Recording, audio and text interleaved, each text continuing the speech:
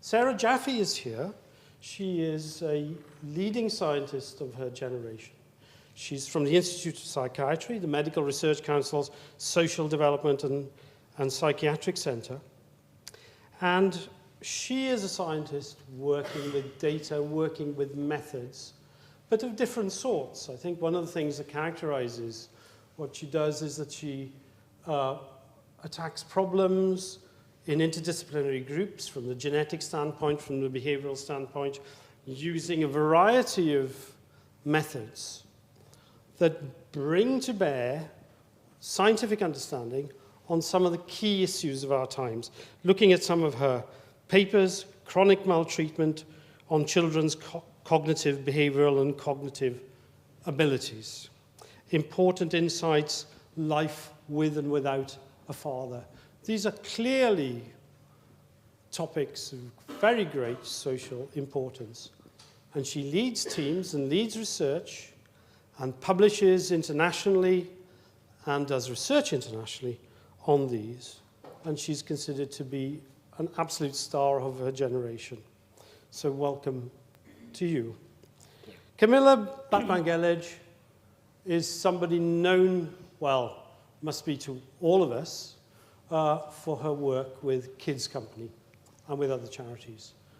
The impact that Camila has been able to make on the lives of children, some 14,000 annually in areas of London and other parts of the UK, and to make a material difference to their lives. It's been described as a unique blend of psychotherapy, practical assistance, and unvarying emotional support. And I think that word unvarying emotional support is really very, very important from what I know of Camila's outlook on life. But I think perhaps the key thing that we don't see, certainly we know of her engagement on an everyday basis, is the extent to which Camila extends our understanding of children. We see her in various fora, on television and so on, acting as advocate for children and their cause. And I think what she's done, in addition to the direct effect she's had on children's life, which is absolutely considerable, is to extend society's understanding of children and what it is to be a child and what it is to be in disadvantaged circumstances. Thank you. Thank you for a really generous welcome, and it's a real honor to be here amongst you and to be able to be in dialogue with Sara, whose papers I've drooled over for years. Right. My role tonight is in 10 minutes to potentially lay the foundation for some kind of a discussion that I hope we're all going to engage with. And I recognize that in the gathering here, we've got people who've got significant understandings of neuroscience and the brain, and people who don't.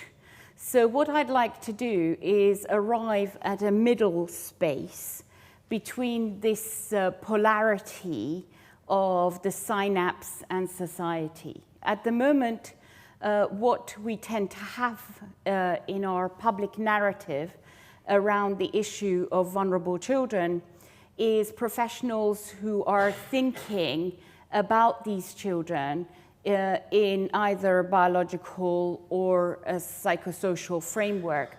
And my argument is that this model of operating is no longer viable and doesn't serve well the most vulnerable children.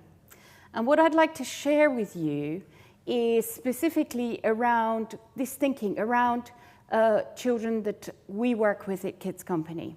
Kids Company currently supports 17,000 children. 97% of them self-refer off the street, having heard about our provisions. Some of them hear about us in the schools where we work in. When a child arrives at our centers, we don't know anything about this child, and we're having to discover what their difficulties are. They tend to be 84% homeless, 87% multiply traumatized. I'm talking about children who've been stabbed, who've been raped. I'm currently working with a girl who was raped by her father aged 10, was in child prostitution by age 11.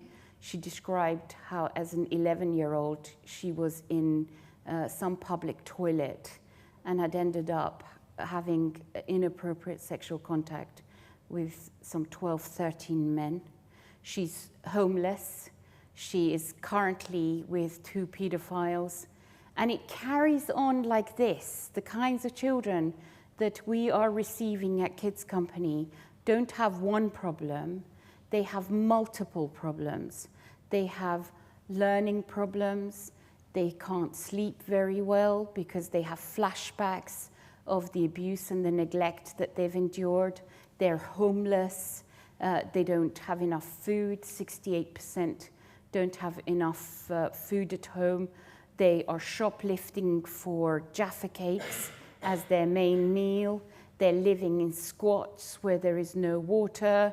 And I wish I could say to you that these were exceptional or infrequent arrivals, but this is the day-to-day arrival at one street level centre in South London.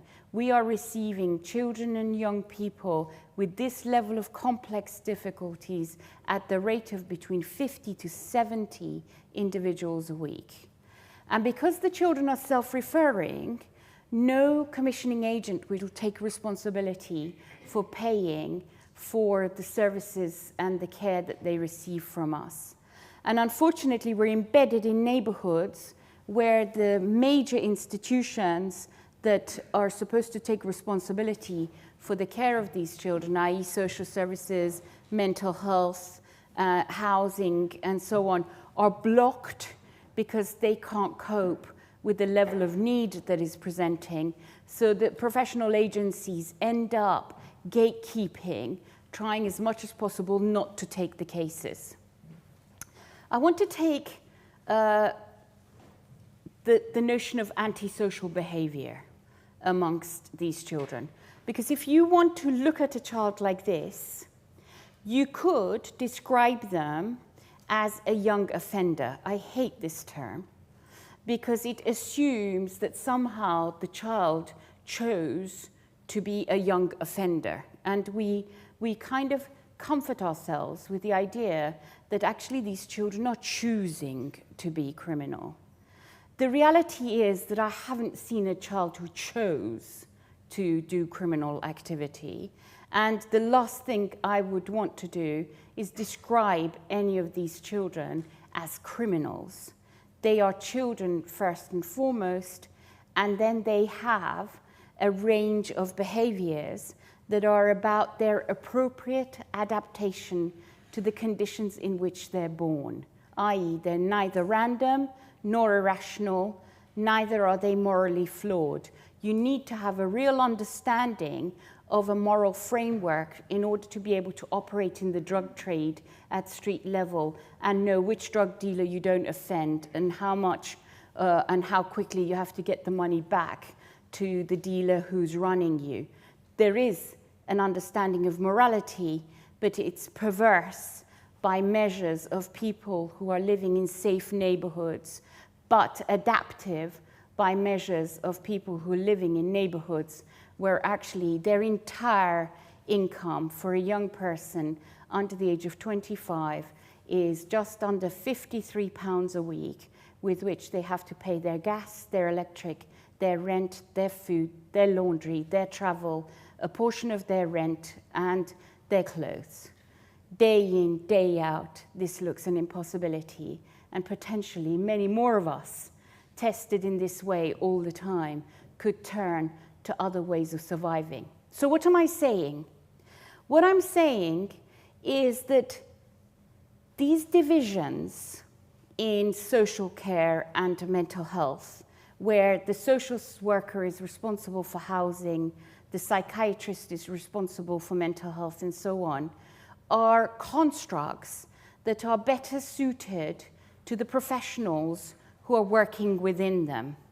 But they're not so suitable for the children and young people who are living these complex lives. And in effect, what we're now beginning to realize is that the paradigm out there that we need to be thinking about in relation to vulnerable children isn't one of the moral paradigm, i.e., it isn't so much that these children don't know the difference between right and wrong.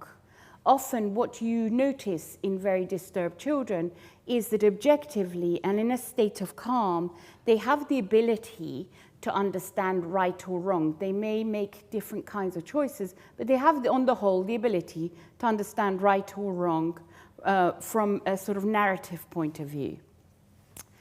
What we do in society is we run our interventions and our way of dealing with vulnerable children predominantly from the perspective, there's some delusion that somehow these children are sort of blank slates, a blank possibility, and what we have to do is put into this blank possibility all the correct, academic, behavioral, moral education.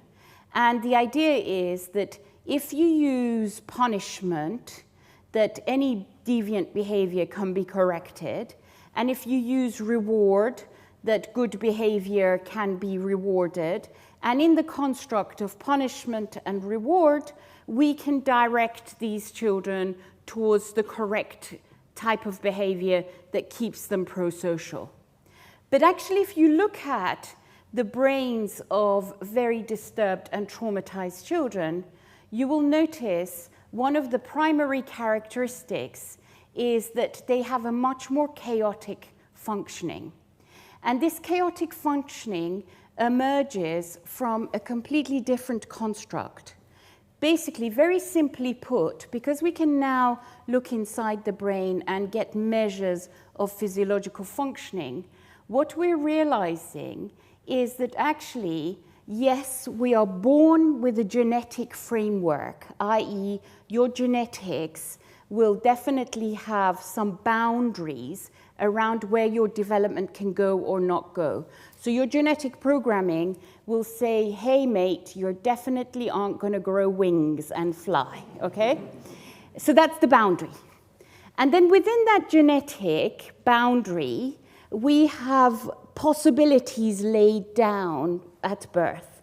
So if this is the possibility for behaving kindly and pro-socially, and this is the possibility for behaving aggressively, what happens is that both those possibilities are within the genetic framework of that individual, waiting to see what is required.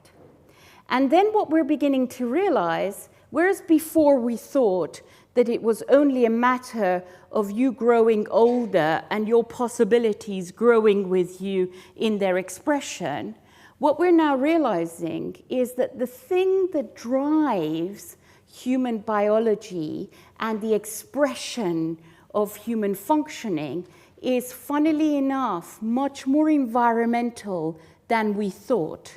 So this is where the social bit comes into the synapse bit. So if you've got your neurons, which are these long spaghetti-like structures, for those of you who are not neuroscience familiar, got these long spaghetti-like structures, and you have a certain amount of them at birth. The way the brain develops is that your mother or your father keeps chatting with you, Auntie Meryl chats with you and so on, and they play with you and they interact with you, and the more interactions they have with you, the more connections develop in your neurons, a bit like a piece of knitting. And then this piece of neuronal knitting starts building up the fabric of the brain. So there are key developmental requirements in the brain for you to be able to function pro-socially. The first bit is your prefrontal lobe, this whole sort of front part of the brain. And this is the area that you need to use to calm down and modify your emotional responses. So while you're sitting there and your limbic system, the emotional centers of your brain, is firing away, and it's saying basically, why doesn't this woman shut up? I want my bacon butty, and get rid of her, and then we can get on with it. You know, this is firing away from the emotional centers of your brain. Your pro-social part of your brain comes along and says, hang on a second, I agreed to come to a blooming lecture, and I can't get up because everyone will look at me, and it keeps you pro-social. So what you do all the time is you regulate yourself. You balance yourself out. You use the front part of your brain to balance out the emotional parts of your brain, and your ability to regulate yourself, to modify your emotional responses is given to you because of the quality of care and attachment that you had in your early years. And that's why attachment relationships are so important, because initially the baby is reliant on the external carer to cue them, to explain reactions, to calm them down, to soothe them. And then after a while, when these connections have built up in the neuronal network, the baby becomes a teenager and says, you know what? F off. Okay? I can do it by myself, okay? But what you don't realize is that your teenager is as vulnerable as your toddler, because actually they're going through a second round of brain wiring, but this time they're more opinionated, they're physically bigger, and you're just going to have to do the toddler bit in a more subtle way, you know? But the point is that the external attachment figure is needed to give the child the ability to regulate emotion and energy by building up the front part of the brain so that it can modify the emotional responses from the emotional centers of the brain. So in brief, what happens to the most challenging children? The most disturbed children have a double whammy damage. Firstly, the emotional centers of their brain, the limbic system, is overdriven, too revved up, because they've had an overexposure to fright hormones. So these fright hormones get into the emotional centers of the brain, and they start dysregulating the electrical and chemical activity in that area. But in addition to that, what happens is at the point where the child is being battered or harmed or put at risk, the fright hormone release is so high, and that fright hormone comes along and encapsulates the traumatic memory in a very frozen and rigid way.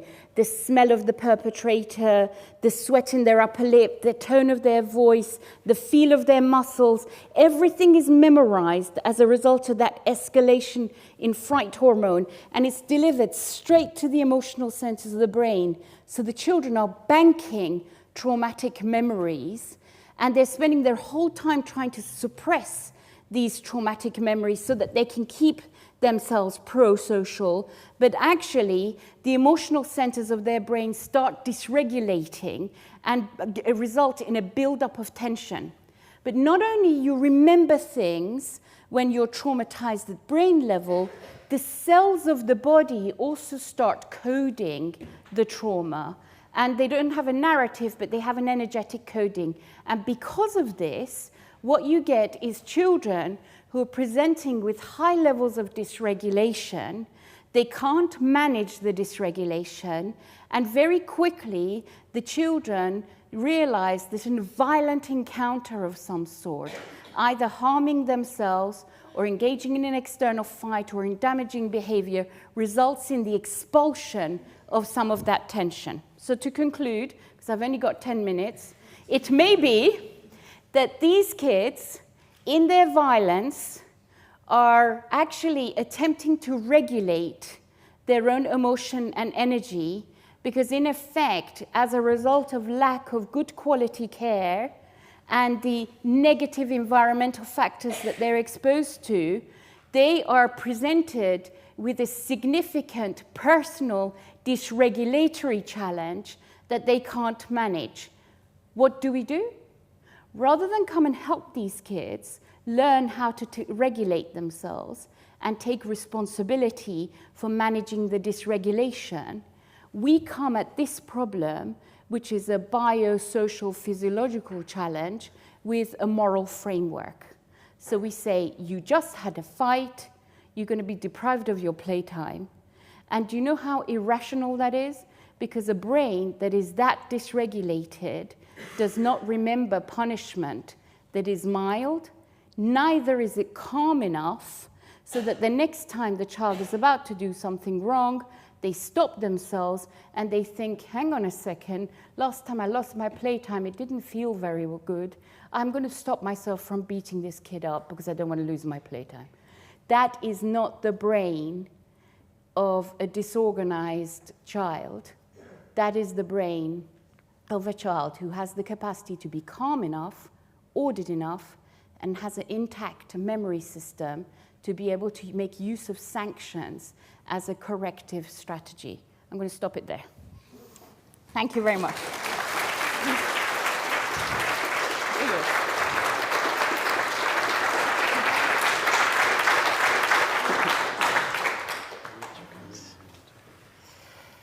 Thank you. Well, I want to start off by thanking all of you for attending tonight, for the invitation to speak, for the invitation to have a conversation with Camilla, which is a great honor. I'm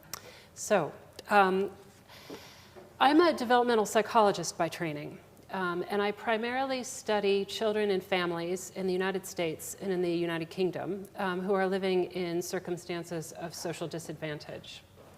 And the majority of the children and families I study are not as severely disadvantaged as the ones that Camilla are describing. But they are families where children are exposed to a range of psychosocial stressors in the family, in their neighborhoods, physical stressors, crowding, noise. And I'm interested in the extent to which their early experiences in their families and in their neighborhoods shape their physiological development and their behavioral development, how those experiences interact with the biology that they come into the world with, and how later experiences in the family and in the community potentially modify the trajectories on which they start early in childhood. And so, coming from that perspective, I want to say three things that have been my take-home messages from my own research and from research that others have done in this area. One of the things that I want to emphasize is that all children experience stress. And the ideal is not for children to have stress-free lives. Some stresses are growth-promoting. When children experience mildly stressful events that they can cope with on their own, or that they can cope with a supportive adult, those stressors can give them a sense of mastery. Those stresses can build their self-confidence. Those stressors can steel them, essentially. So that when they encounter stressful events later in development, they're better prepared. They're better prepared physiologically. They're better prepared cognitively to deal with those stressful experiences. So it's not that we don't want children to experience stress of any sort. The stress that we worry about is what we could call toxic stress, and what has been called toxic stress, and it's the kind of stress that Camilla is talking about. We're talking about severe stressors, chronic stressors, that undermine children's ability to cope. And it's possible that with the support of adults, children can cope with those stressors, but it requires constant support. And constant support is not something that a lot of these children have, because many children who are growing up in disadvantaged circumstances are growing up in circumstances where family structure is not necessarily stable, where there are a lot of residential transitions, and so children are moving schools, they're moving neighborhoods, their teachers are not constant, their friends are not constant, the adults in their lives come and go. And so asking for constant support is actually a big ask. And so it's not surprising then that these sort of toxic stressors often have long-term adverse implications for children's development. And what characterizes the lives of many of these children is violence. They're exposed to violence in the family. They're exposed to violence in their neighborhoods. So for example, in the study that I've been doing of 400 families living in the southeast of England and in the northwest of England, we asked children and we asked parents about children's exposure to violence, among other stressful life events. These are children who are all living in areas that were eligible for Sure Start funding. So these are socially disadvantaged neighborhoods around England. And we asked them about their exposure to violence. 20% of the children in our sample, these are 8 to 10-year-olds, reported that they had been attacked and hurt by another individual. And that was corroborated by what their parents were reporting. A third of them had been threatened with attack. A third of them have witnessed violence in their neighborhoods. 16% of them have a family member who is either in prison or has been in trouble with the police. So there's a lot of violence in their lives. And their lives are unpredictable, and their lives are chaotic. There's not a lot of structure in their lives. There's not a lot of routine in their lives. And this constellation of challenges on a day-to-day basis becomes biologically embedded in the sense that when these experiences characterize children's lives from early on, they affect the structure of the brain, they affect the way that the brain is wired, the way the brain functions, they express how stress hormones are regulated and become dysregulated in the body, they affect immune function, they affect metabolic function. And these things have long-term implications for children's mental health and their physical health. In Western countries, there is an epidemic of obesity, of diabetes, of cardiovascular disease. And all of those things have been linked to these early toxic stressors. And they have been linked through a chain that implicates this dysregulation of stress hormones, this dysregulation of inflammatory processes. And so there are long-term implications for children's health, for their mental health, for their physical health, that children are paying for personally, they're paying for as adults personally, and that as a society we are literally paying for in terms of their health care, their physical health care and their mental health care. The other characteristic of growing up in environments that are unpredictable and are chaotic is that children become hypervigilant to threat. And that is, as Camila was saying, that is an adaptive response to an environment that is characterized by violence. They become hypervigilant to threat, often at the expense of attending to what can be more contextually relevant information in their environments. And so while it may be adaptive, if you grow up in an environment where there's violence in your family and where there's violence in your neighborhood, to be extremely attentive and to engage in cues that are threat relevant, you may be missing other information in the environment that is salient for your learning.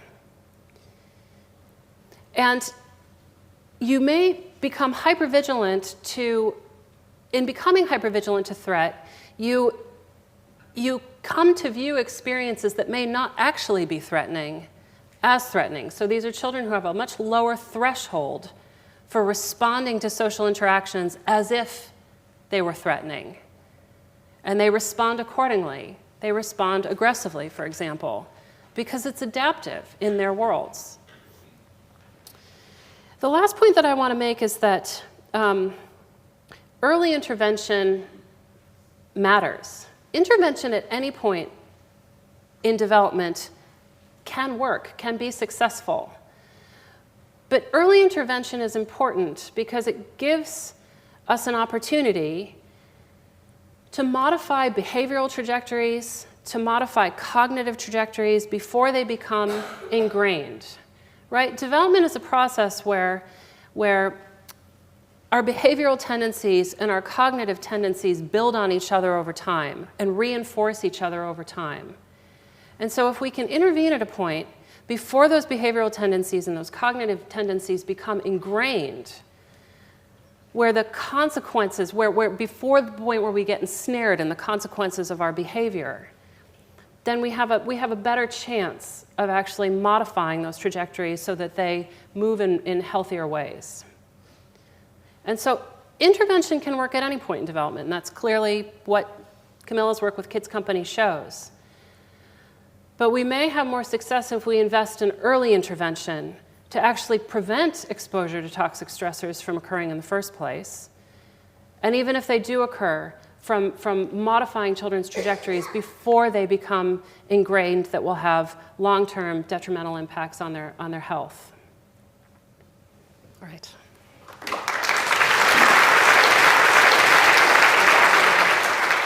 I'm interested in psychology and neuroscience, and I find that understanding both really helps you move things along. You've talked before about a split between different institutions, and I also find that in the clinical world, people working with brains and people working in psychology tend to be quite split. So I really would kind of support your multidisciplinary work.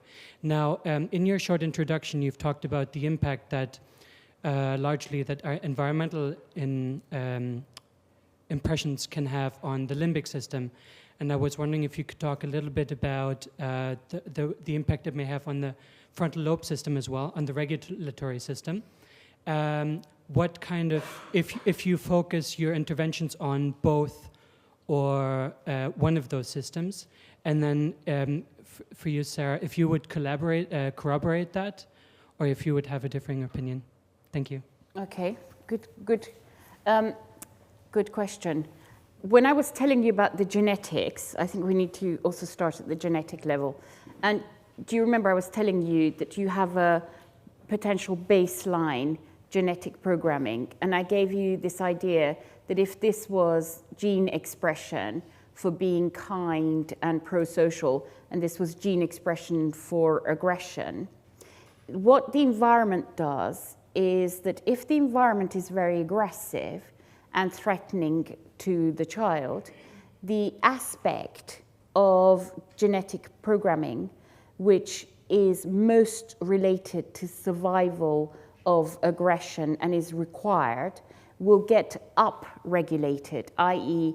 it will develop in its expression and capacity.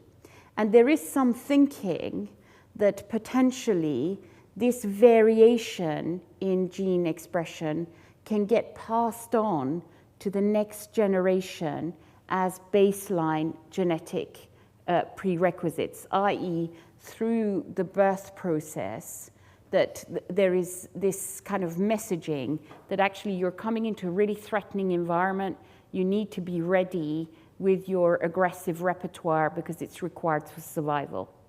And then there's also the idea that even if you come into the world with this bias, with the aggressive being more dominantly primed, that if the environment is caring, nurturing, and as Sarah says, supportive, that you can reverse this bias, and therefore the next generation gets a more subtle gene expression that's more balanced. So there is some thinking around this that is currently going on. The other thing that potentially is a narrative around is that when a mother is very distressed during pregnancy, that potentially she releases a lot of testosterone, which may be wiring the fetus's brain with extra stress receptors. So some children are born exquisitely sensitive to stress, and if the environment is distressing, then they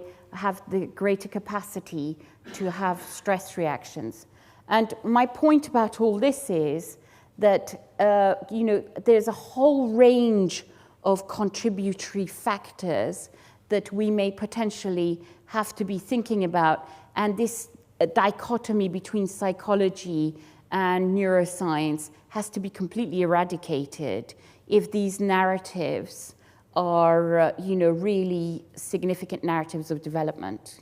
I mean, I don't know whether you know, but there is autism research at the moment that is inquiring why in the fluid surrounding the fetus, with children who are presenting with autism, the levels of testosterone are higher. And this is at the moment the research at Cambridge. Yeah. Yeah, I mean, there's work in animals, there's work in humans showing that stressful experiences at sensitive periods early in development affect the structure of the prefrontal cortex, affect structure in the limbic system, and affect the connectivity between the two. And that has implications for how, for example, the hypothalamic pituitary adrenal axis is regulated, right? The sort of stress response system in the organism. So there's certainly animal work and human work to corroborate this idea that stressful experiences early in development affect brain architecture and affect the way the brain is wired. There's really fascinating research, for instance, by Eamon McCrory and Essie Vitting, for example, who've studied violence-exposed children and non-violence exposed children and shown them pictures of angry faces and happy faces and neutral faces. And they show hyperactivation of the right amygdala to angry faces in the children who've been exposed to violence as compared to the children who've not been exposed to violence. So this notion of children being hypervigilant to threat and that being associated with early experiences is seen at the level of brain activation. It's seen at the level of their behavior in encounters with others. It's seen at the level of EEG experiments, for example, where you can measure children's attention to cues for anger, and it's yeah. There's, for lay people, there is a structure kind of connecting the right and left part of the brain, and it's a bit like a chili pepper, okay, called the corpus callosum, and it's supposed to integrate the right and left side messaging and sort of make you function in a emotionally and cognitively coordinated way. And there is research that shows that in children who've been maltreated, this chili pepper completely slims down. It's actually structurally much, much smaller. There's another bit of research that shows that in conditions of loving, and this is very significant in terms of your frontal lobe, in conditions of loving, when someone is being really cared for, that there is a chemical released in the brain called oxytocin. And when this oxytocin is really available in someone's brain, and then you show them faces of sort of threatening people and threatening situations, the people who've taken the oxytocin in research terms, i.e. have taken the actual oxytocin, compared to placebo, people who think they've taken it, but they only got a sugar pill, okay? The people who took the oxytocin and there was an availability of this chemical, the amygdala, the emotional centers of their brain, fired much less distressing and electrical kind of activity compared to the people who hadn't had the oxytocin.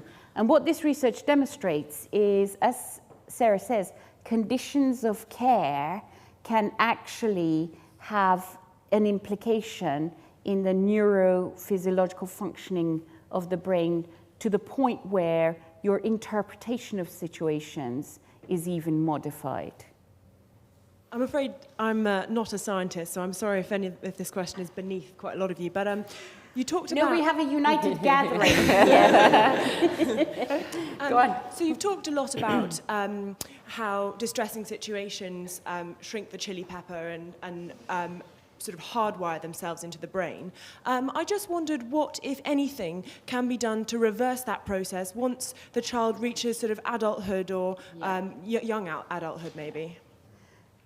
That's a great question, because here's the advantage and disadvantage, okay?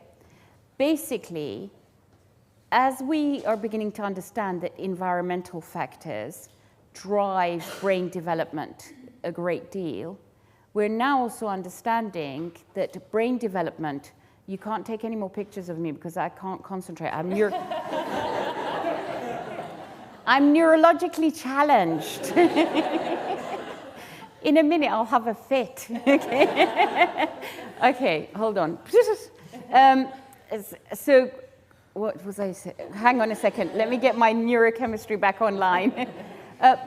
Basically, as we say that environmental factors are great influencers of development, what we're also realizing is that, as Sarah says, very early on, if you intervene, that's an optimum period. But we're now also realizing that actually the brain is constantly in construction, and that you can at any point begin to intervene intensively. And certainly what I've noticed with the teenagers that we've worked with is everyone kept saying to me, oh, they can't recover, they can't get better.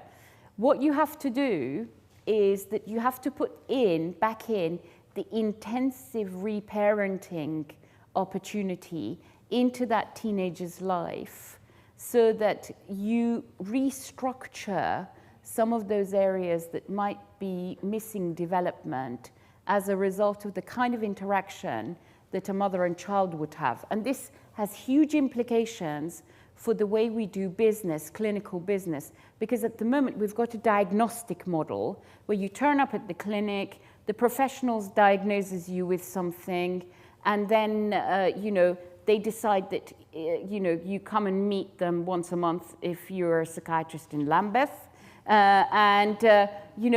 You might see a social worker once every 2 weeks, whereas actually, if you're looking at reparative programs in order to influence biology and brain structure development, the one meeting with the psychiatrist once a month is not enough. And arguably, you might not need such a high-end psychiatrist. You might need someone who's a pub landlady and who's very warm and caring and might take care of someone and can be advised by the psychiatrist. The point being that because the brain is constantly in development, there are real opportunities to intervene and restructure. And in the violent children that we saw, the end result that we saw was that we had our kids for about 5-6 years. And they came in, smashing their heads through windows, ripping their skins open, beating the hell out of everyone. And what we saw is that they completely calmed down, but the capacity for violence didn't disappear. It was still there, but rather than have outbursts every 5 or 6 minutes, it would be one a year, and only if they were pushed to the absolute extreme. So what I suspect might be happening is either compensatory neuronal and physiological networks are developing as a result of good care that control the capacity for violence better, or some of the intensive capacities for violence atrophies, dies down, because they're not required so much to be used, because you've made the child a bit safer. So these are the big, I think, neuroscience questions staring us in the face. I think what's so exciting about the way that researchers have come to reframe the sort of nature-nurture dichotomy, the idea that that is a false dichotomy, and that nature-nurture interplay doesn't just involve the extent to which our genetic makeup modifies how we respond to the environment, but also that the environment affects the degree to which genes are turned on and off in our bodies. And what you see in animal research is that early experiences of maternal care, and these are studies in rats, early experiences of maternal care turn some genes off, turn some genes on, but that is not an irreversible process. That later experiences reverse those epigenetic markings. And so there is the potential, there's clearly the potential at a biological level for later experiences to modify the effects of those early experiences. And there's clearly evidence for that at the behavioral level and the psychological level as well. And I think this notion of sort of compensatory mechanisms is a powerful one. You know, in the literature on adult men who engage in antisocial behavior, there's a literature about the extent to which a good woman can turn things around for them, right? And there is something to that. I mean, there has been a lot of research on this question, and people have sort of thought, well, you know, it's just like the guys who are sort of the most marriageable are the ones who are making good marriages, and that's why their antisocial behavior is low. But no, there have actually been some very well-designed studies now that rule out many alternative explanations for why a good marriage would reduce antisocial behavior in men. And what people have observed sort of qualitatively is that in many cases, these men are essentially using their wives to interact with the world in circumstances where they know the interaction will trigger their temper. And so they're very sort of strategically using those relationships to reduce their exposure to triggers for aggression. So I think all of those things are at work. And also they get a second time mothering and they get extra oxytocin.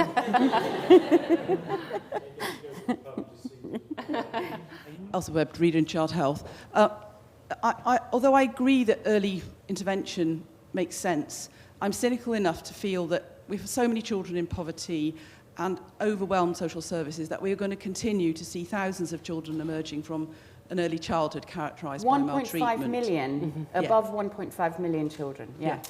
It's very depressing. But I've been feeling for a long time that the 1984 Education Act, which although was great for most children with disability because it brought them out of those horrible hospitals and into schools, I think children with emotional behavioural disorder have been really badly served by this policy. The management is led by people who are not equipped in any way to put the right kind of interventions in for these children. And I wonder, do we need to get a policy change so that they're not in a school as such, but in a therapeutic community where education happens, but the psychotherapist and the clinical psychologist and the developmental psychologist are as important as the teachers? Because if we could get that sort of policy change, rather than having to rely on Kids Company and, you know, charities like that may or may not be around, it would be embedded into the way the system responds to these children. So it's not this, you know, behaviourist approach. You know, I'm going to build this house with a spanner and I don't care if I haven't got a screwdriver. It's actually saying, right, we need all the tools. I would go a step further. I actually think that we need a royal commission to review the way we are dealing with vulnerable children in this country. Because if you look at the national statistics, we've got 1.5 million children being maltreated in this country. This is the internationally recognized figure for Britain. We've got 1 in 10 children under the age of 16 suffering from mental health difficulties at one point in their lives. But at the moment, only 40,000 children get a child protection plan, and there is a hidden fine if a child stays on the child protection plan for more than a year. And one social worker is carrying 24 of these cases at any given time. So actually, the maths of it, in terms of the numbers of carers we're providing for the numbers of disturbed children, the maths is completely skewed. And politicians don't want to deal with this issue because the children aren't voting and the general public are not aware how bad the situation is. The general public don't know any of the statistics. They don't know how challenging things are for vulnerable children, so they're not asking of the politicians to address this. When you have inquiries, the inquiries are determined by government, the questions are decided by government, and I believe that the inquiries are being tidied up because there's no other explanation for the fact that at the moment in Britain, the biggest harm to children in terms of child protection is happening in street gangs. Children are being significantly harmed in street gangs, yet neither in the Climbié inquiry nor in the Monroe inquiry there's been any significant mention of the maltreatment of children as a result of street gangs. Now, these are highly intelligent people. They must know that this is a problem, and it's questionable for me why this material is not ending up in the national framework. And I think my concern is that politicians don't want to know the truth because they don't want to spend money on it. So we have to take it out of the hands of the politicians and into a bigger framework.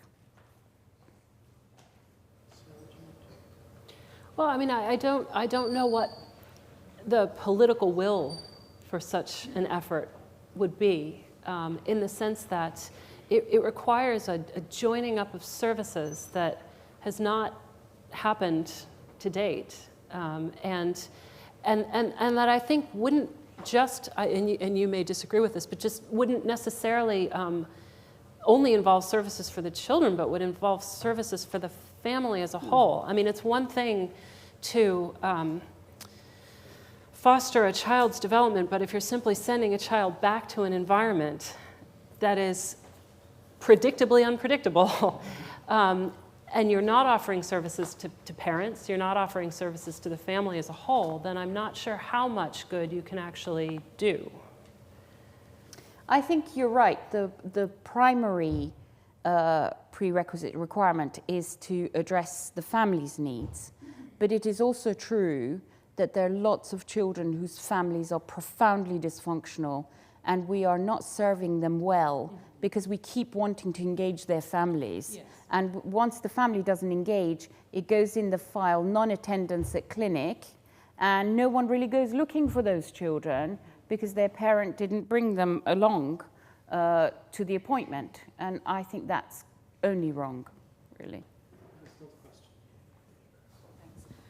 We're a group of psychologists working with young adults leaving the care system, and in a related point, really, it seems to be not just education where these children's needs, need to be more closely looked at, but that with the very system that's trying to protect them, i.e. child protection, is placing them with foster carers who are inadequate, who water down their milk, who physically abuse them, who sexually abuse them, who social workers that aren't supported. And I'm not sure where on a political level that's registering with anybody.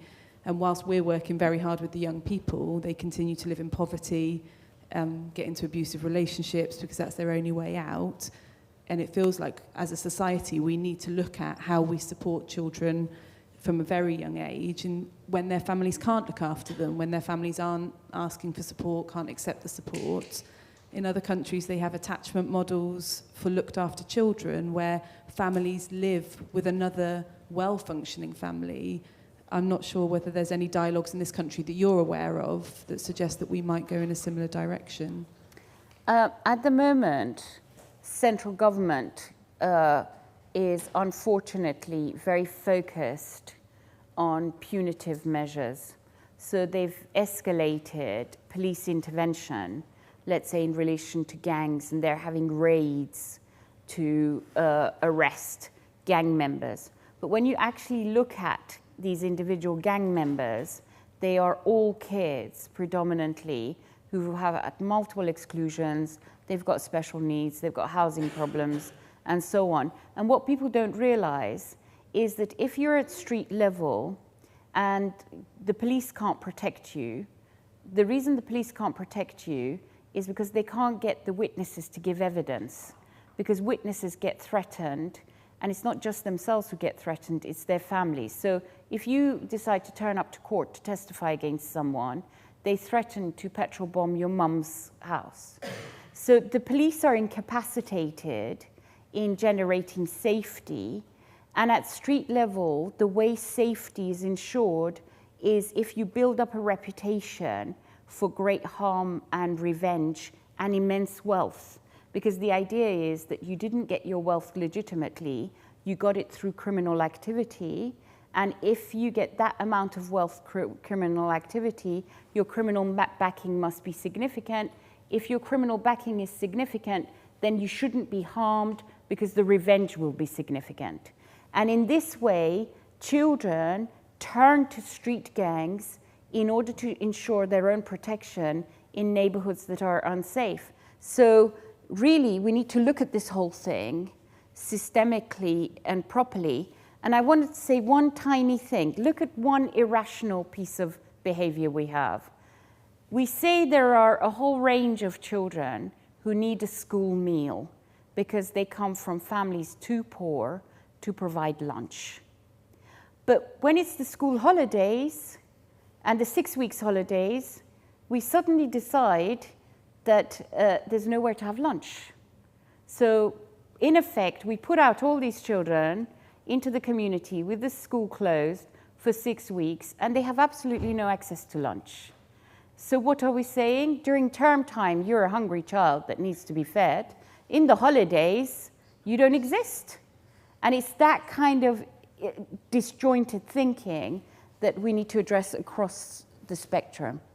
And then if you look at neurodevelopment, not all children are ready at 18 to leave some family home. Why should care leavers have to leave their foster carers at 18?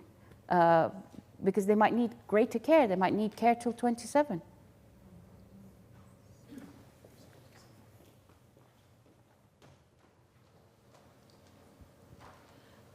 I'm quite intrigued in, this is slightly off what we've just been discussing.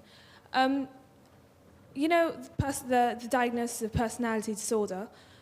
I want to know what your take on that is, and because I've recently noticed that they always say that, like, for example, I work in a hospital, and they say that the person has schizophrenia with an underlying personality disorder. They all seem to have an underlying personality disorder, and they seem to not really have any hope for solving that personality disorder. And I want to know what your take on it is, because I don't really buy the whole diagnosis of this person has a personality disorder and et cetera, et cetera. So yeah, I'm just quite intrigued as to what the neurological and the social aspect of the whole thing is. You're going to be a very good shrink. Yes, I mean, in psychiatric terms, the personality disorders are set apart from what are called the axis 1 disorders, things like depression and anxiety, and some of the disorders that we're maybe more familiar with. And they are viewed by many as being very ingrained problems in the way that individuals relate to others in the world, in their self-images. And there is not a lot of hope for treating individuals with personality disorders. That's not true across the board. So for example, borderline personality disorder, which is characterized by manipulative behaviors, by extreme swings in emotion, emotional lability, which is highly associated with a childhood history of sexual abuse. Is often more common in women than it is in men. There are effective therapies. Dialectical behavioral therapy, for example, has been shown to be an evidence-based treatment that works for helping individuals who have that diagnosis. Other diagnoses of personality disorder, sort of conventional wisdom is that there are not yet effective treatments. So antisocial personality disorder, for example, is one where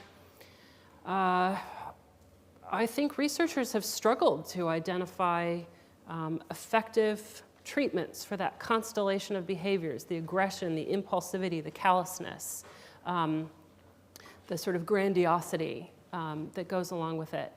And it poses ethical dilemmas in the sense that we section people for these behaviors, and yet we don't have effective treatments for those behaviors. So it's, I think it's a dilemma in psychiatry. But surely that goes against what you were just both saying about the brain is constantly developing, and we can, because antisocial personality disorder does have an element of, for example, what Camilla's talking about, the background that the child has from when they were younger, and so where does it fit that the child, you can, the brain is constantly developing, and so we can not change, but fix what the problems that happen. You're blooming marvellous, let me tell you what. Okay? It may be that actually the way we're thinking about these individuals is flawed, and that the framework we're looking at them through is flawed. It is possible that we could look at these individuals from a different perspective. For example, you can look at borderline personality or antisocial personalities and find a lot of explanations for their behaviors as a result of the dysregulation of physiological and neurochemical functioning that I was explaining to you about. But people haven't really looked at this in great detail. I want to refer to a piece of research that was carried out at Harvard Medical School. And what they saw in a subset of patients is that the patient had this feeling of wanting to smash up the place and behave in a really antisocial way. And they scanned the patient's brain while they were in this state of wanting to do something really bad. And what they found in some of these patients, in a subset of these patients, is that in the emotional centers of the brain, in the limbic system, there was actually electrical storms, a little bit like seizures, that in fact there was such a hyperactivity in that area that it mimicked seizure characteristics. And then when the person went ahead and smashed up the space or engaged in some kind of a violent act, they scanned the brain again, and they saw that post-violence, the moment of violence, that the seizure activity subsided. What might be happening in a lot of this dysregulated behavior that you get in borderlines is that the borderline personality, in trying to have so-called difficult behaviors, that they're actually attempting to regulate something. And Sarah's right that there are certain therapies that give these kinds of individuals different kinds of tools for regulating. Let's take another personality disorder, for example, narcissistic personality disorder. This is where the person is so preoccupied with their own characteristics that they sort of don't see other people's needs and they interpret everything through their own framework. It is possible that narcissistic personality disorders are created because the attachment and the reciprocity between the child and the carer somehow was flawed, that kind of distorted the way the individual acquires their sense of self. You know, and I don't think there's been enough research into the notion of these personality disorders, because bear in mind, these diagnoses and these labels were arrived at well before our understanding of neuroscience and these physiological perspectives was advanced. So I think it's a field that's going to be completely redefined. And my understanding is that the Institute of Psychiatry is trying to remove this borderline personality disorder from the diagnostic manual. So I think it's a field that will change.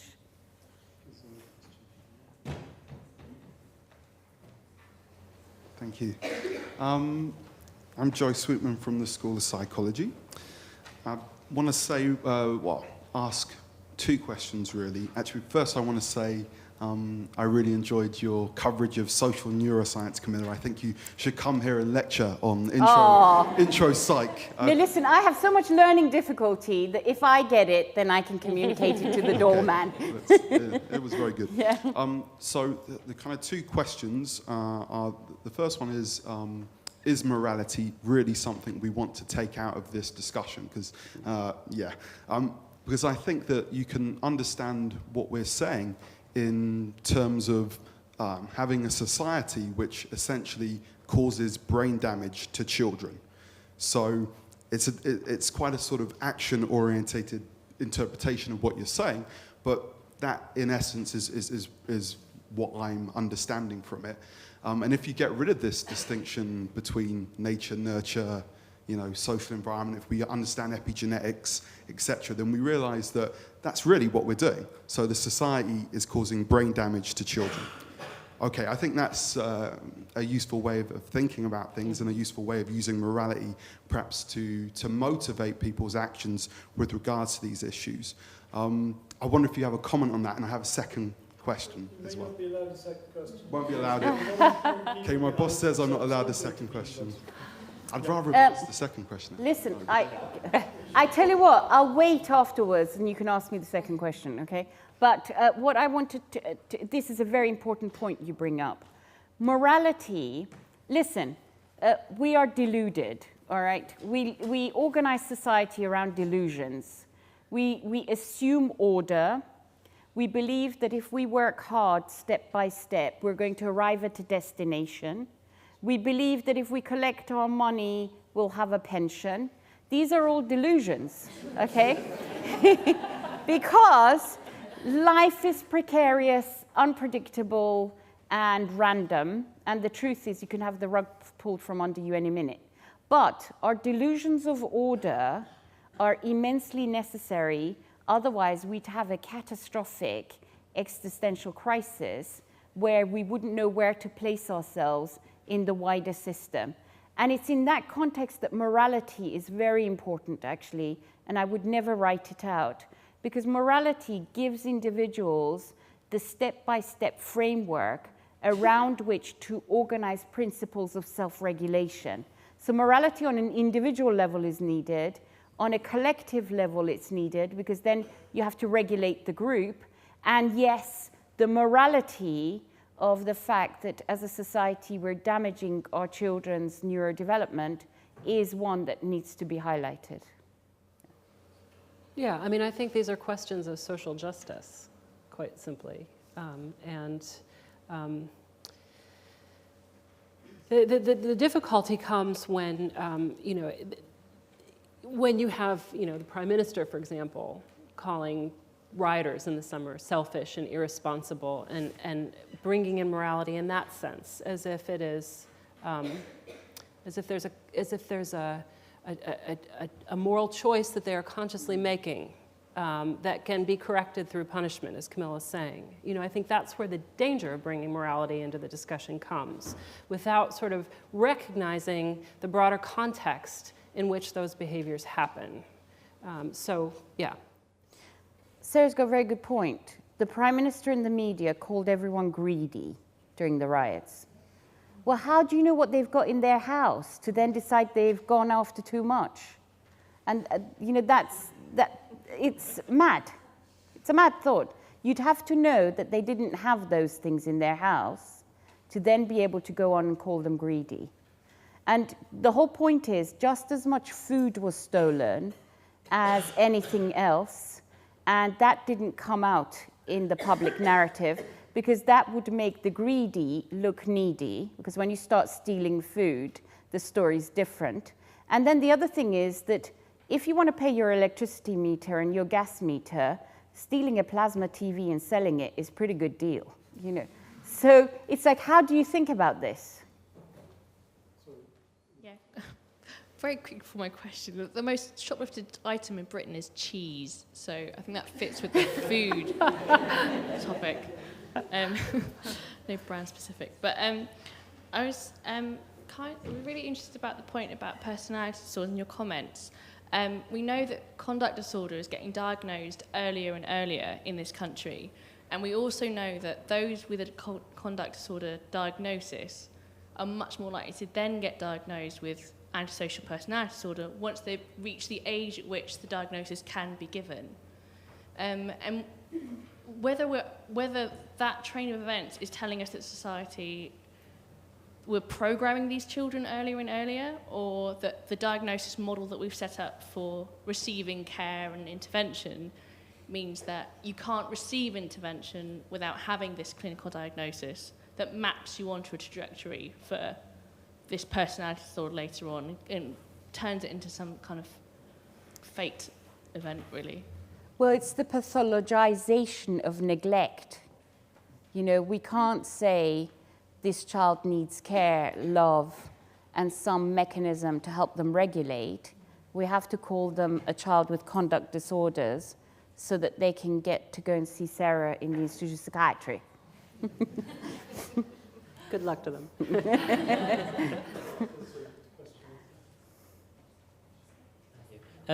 By the way, I just want to say, you must be getting fit doing this. This is incredible. I'm going to keep the shoplifting theme going a second as well, just to say, I mean, I don't know if people saw it with the coverage of the riots, but people were shoplifting food from Poundland. So that really puts into perspective his comments on that. I'm another layperson, unfortunately. I work for Save the Children, and I run a project working with young gypsies and travellers in Wales. There's a lot of specific issues, but actually a lot of the things you've picked up in terms of street gangs and the psychologists at the front talking about children leaving care, I'm seeing a lot of similarities in some of the issues.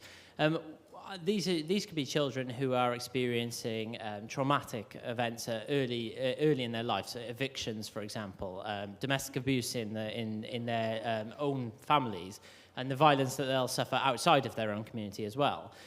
The problem that I have, well, really the problem that they have, is that there are very few services actually participating with these communities and actually offering services to them.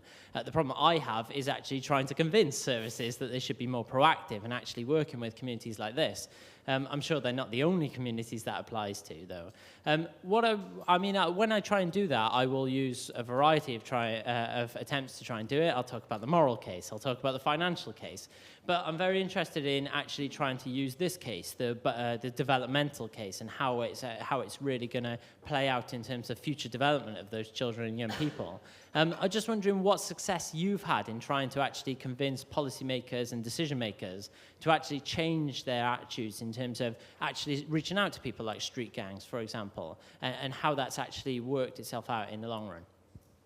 First, I need to rehabilitate the politicians. The truth is that only very few of them care. And one of the problems we have is that we have a political system where getting elected is the primary driver of the politician. So they don't then take on complex, longitudinal jobs because it's not really serving their next election. There are very few visionaries in the world of politics at the moment, and this requires a visionary intervention. So the answer to that is, I'm working, trying to get the politicians to understand this stuff. I mean, I took all the brain research to Ian Duncan Smith before they were elected, and I think that had a big influence on the way he started thinking about early intervention. But on another level, in terms of the people that you're dealing with, I'm afraid none of the logical arguments are going to work. My recommendation is that you bring a class action and you take the local authority to judicial review and have the needs of these people met. Because I'd be very few local authorities are in a position at the moment to deal with these issues. They're going to gatekeep and block it as much as possible because they don't have the resources. I mean, in the US at least, this appeal to self-interest is at least starting to work a little bit in terms of facilitating change. So for example, in recent years, you get more and more economists, pediatricians, making the case that these early adverse experiences have long-term impacts on society. That if early adverse experiences are that if these things are affecting children's ability to learn, then that is affecting the nation's ability to produce efficient workers, essentially. It's affecting economic productivity. It's affecting your taxes in the sense that you are paying for all those people who have diabetes and who are overweight and who are suffering from heart attacks and are in the nation's hospitals, right? So now the American Academy of Pediatrics, for example, has put out a report on the effects of toxic stress in early childhood on health and development. And they've started to make recommendations for what primary care physicians can do, for example, how social services can be joined up. And it's not that those things are necessarily happening, but there's more of a national dialogue about it now than there was even 5 years ago. But in Britain, you don't even know the cost of one child in a local authority, i.e., if you're James and you're in a local authority and you go to health, education, social care, or whatever, you're each time counted as a new child with a new cost center. So actually, we can't even capture the cost of one child's intervention in this country. When you think we do nuclear science. One last question. Hi, I really enjoy the contributions from both of you. I am a lay person, but I also did sit in this lecture hall many years ago. I'm not going to say how many far back, so I'm kind of a hybrid. I was really interested in your points you say about early intervention, and people were talking about, so what happens if you don't get to access to the young people, they don't get access to you when they're teenagers. I work in South Wales for an organisation called CLAMI, that you met my colleagues doing research earlier, children. We work with vulnerable young people. Majority have been homeless or care background. They come to our services, mostly not self-referral due to funding restrictions, unfortunately, with a range of support needs. And one of the things we picked up a few years ago, obviously, was about the high level of mental and emotional health needs that young people have. As you were saying, Camilla, the medical services where you have to have an appointment, turn up at a certain time, don't meet those needs for those young people. Our approach is we have mental health workers who are organisational resource, support teams, develop their understanding of all the key things you've been talking about, how the brain develops, the changes in adolescence. So we can try and, for the workers who've got that great engagement with young people, as fabulous young people and youth workers, that they're more confident and informed to provide interventions at the point to help make those changes. So my question's one, kind of a cheeky one about stealing stuff. I'm really interested, because Kids Company's high profile, what approach you have with your staff who come from a social perspective, supporting your young people, and how the medical services who are aware of you respond to that. And from both of you, anyone else you've come across who's got great ways of tackling that, I'd love to hear them. Thank you. Why don't you take that one, actually? That's another story, another time. But basically, what we do is we have all the professionals under one roof. So my psychiatrist is playing pool with the kids day in, day out, and is immediately available. So is the clinical psychologist, everyone. And actually, everyone's referred to as workers. There's no distinction. But embedded in our training of all our workers, including our security men, is all the basic principles of neurophysiological well-being, so that my security people, for example, recognize instantly when a child's entering a stress response and try and talk that child down. So we put all that training in place for our staff, but we make available to them the high-end experts, like the educational psychologists, the psychiatrists, doctors, and so on the premises constantly.